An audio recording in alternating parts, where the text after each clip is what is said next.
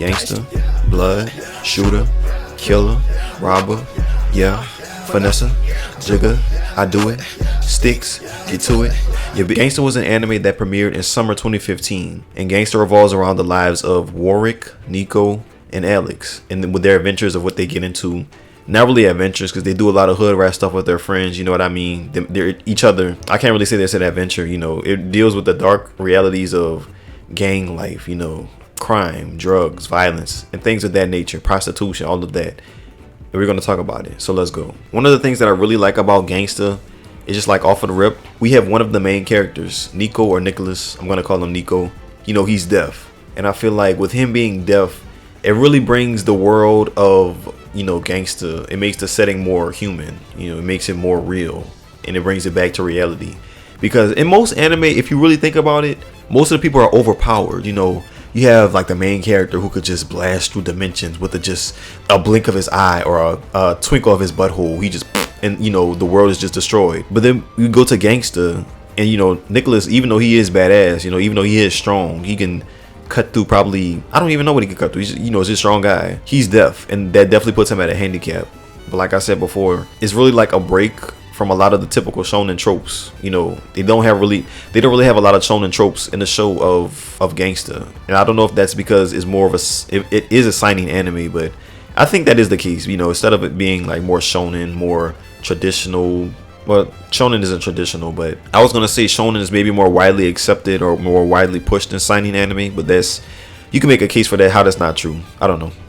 But anyway, yeah, like, I just love how, you know, Nicholas is deaf, and it really just, you know, sets him apart from different characters and different shows that you might see, because he's deaf and he has to deal with that, and it's hard for him, but he still makes a way. So that's pretty cool, man. Pretty cool.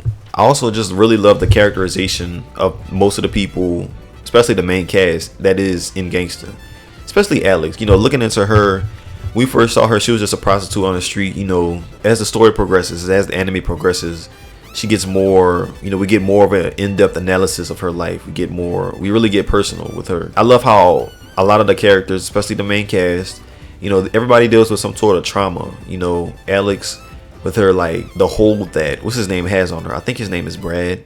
The dude that was in charge of, well, he wasn't in charge of her. The dude that was like her, he was pimping her, him, you know what I'm saying, him, and how he affected her life. You know, she was just traumatized ever since then. You know, she had flashbacks about seeing him, and then he wasn't there, and it was just, you know, a mess. And even to the point where like she would have these weird episodes where she just forget things. Like she forgot her brother, you know, and it was just like, how do you forget your younger brother? You know, that's like, you know, like that's just crazy. And also, you know, with Warwick, you know, with his traumatic backstory with his family and how he was abused by his dad, and it's just very deep and real. And it all ties back into how I was saying, like Gangsta is really like a human type of anime, like it's a real anime. You know, we have real people in it. They go through real life things, you know, addiction, trauma, and it's relatable. It resonates with a lot of people, like the viewer that is actually fucking human, you know. So that's cool. And Nico as well, you know, with him being deaf, him not really being seen as a human as well, and you know, him having to deal with that, and it's really powerful, and it's really deep too. But in Gangsta, there are a lot of confusing things to me personally, and one of the most confusing things about Gangsta is just the characters that they introduce. Gangsta is a 12 episode anime, and if you know 12 episode anime, then you know that it has to be executed very well within the time frame that is given from beginning to end. And if not, it's going to be a lot is going to be left desired. You know, there's going to be a lot left to the story that may or may not get answered. And in Gangsta, there was a lot of things that just weren't answered, you know, but we're going to save that for the end of the video. Going back to the characters, nigga, I didn't know who the characters were. And this also ties into, you know, the setting of Gangsta being like the human world, you know, Ergastulum, however you say it. Who do we have? We have Chad. I'm just going to start from the main cast on. Alex, Warwick, Nico. Then we have secondary characters like Doug, Ginger, Marco, Gala. And see, this is where it gets confusing, because a lot of the people, they just look like NPCs, you know. They just look like side quest people in Elden Ring or something like that, and it's just really hard for me to get engaged and involved with their characters without knowing if they actually bring anything to the story or not, you know. That really just kind of threw me off, because we have Mr. Monroe, I think Chad, Brad, like I really can't remember a lot of the characters' names just because how they appear, and I don't know, it just, like I said before, it just threw me off. Like I literally have to go to Gangsta Wikia, gangstafandom.com and look at the episodes just so I could get a recap and like follow along. Like, oh, he's Marco, you know, and he's, you know, whoever. And also, I feel like it's harder because going back to, you know, before, there isn't a lot of like anime type tropes, anime type, you know, things that are in Gangsta. And when I say that, I mean like over the top. You know, like Naruto has yellow hair, Ichigo has orange, I was about to say green. Ichigo has orange hair, you know, things that are very distinct to them. And you don't really see a lot of that in Gangsta besides the main cast, which is not really a bad thing for the anime. It's just me personally, it's my own personal preferences. It makes it harder for me to follow along, you know, because I can't really differentiate that.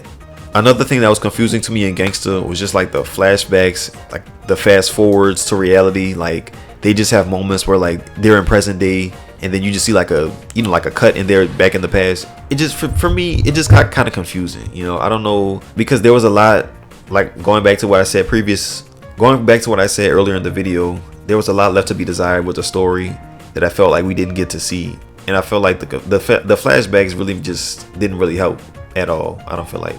Now, they helped some. At some points, it was just more confusing to, you know, try and follow along than others. But I don't know. It just kind of threw me off, you know. Also, I didn't say this before. I think I may be, you know, kind of nasally.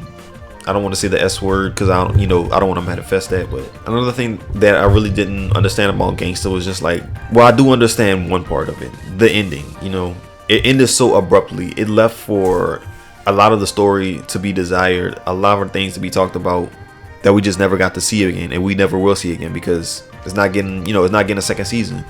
And I heard that it was either the animation studio or one of the studios that was doing it, you know, went bankrupt or something like that, and they couldn't finish the season, so they had to just wrap it up, which is super, super sad, you know, unfortunate, and that's one of the worst feelings, you know, because it really just ruins the series, you know, unless you just want to read the manga, because the manga is always, most of the time the manga is better, but it's not important. With that, man, it really just left a lot. It just left a hole, just like a huge hole at the end of the series, at the end of the anime at least.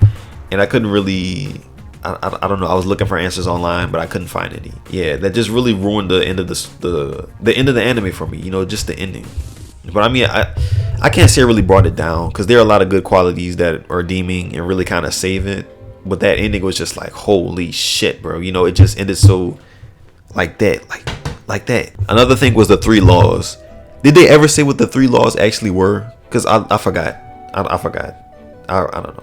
Let me know in the comments. This is just a me thing, you know. I might be misled, but let me know. And I think the last thing that I want to say about Gangsta was Monroe a Twilight. Like in the end, was that the implication that was, you know, at the end of the show?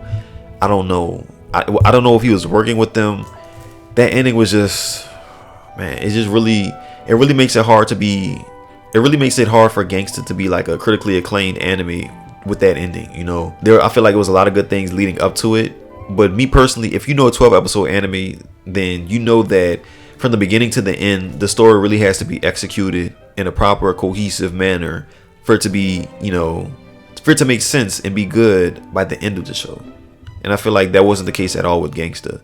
Had a really strong start, really strong like middle half. You know, felt like we was getting somewhere with the story. Kind of introduced something new. You know, I feel like with Marco, because I don't think he was in the first like half of the show. Not really sure on that. But and that ending was just like, it just really left a bad taste in my mouth. But I felt it coming because I know it didn't really lead up to it being like a happy ending. Like, ooh, we're just gonna kill everybody, kill all the bad people, and then, you know, just gonna be a happy forever after. Like, no, it wasn't gonna be like that from the beginning, I feel like. So I don't know. Overall, I'd say Gangsta is a pretty solid anime. I might give it like a B, C. If I had to give it like a grade, I personally probably wouldn't recommend it because it's like a different type of anime, very gritty, very raw. And I did talk about that in the beginning, but I meant to talk about it. It's really raw, you know. It's very real, you know. It's very transparent with you about what it wants you to know and what it, you know, wants to express. That's just my 2 cents on Gangsta. Yeah, that's probably gonna do it for this video. If you enjoyed, if you made it to the end of this video, make sure you leave a like, you know, thumbs up. Go watch another one of my anime reviews. I really appreciate it, man. And we're just gonna keep grinding, keep going up, keep doing what we're doing, and we're gonna get bigger and bigger. Catch y'all in the next video. I'm out. Bye. So now I draw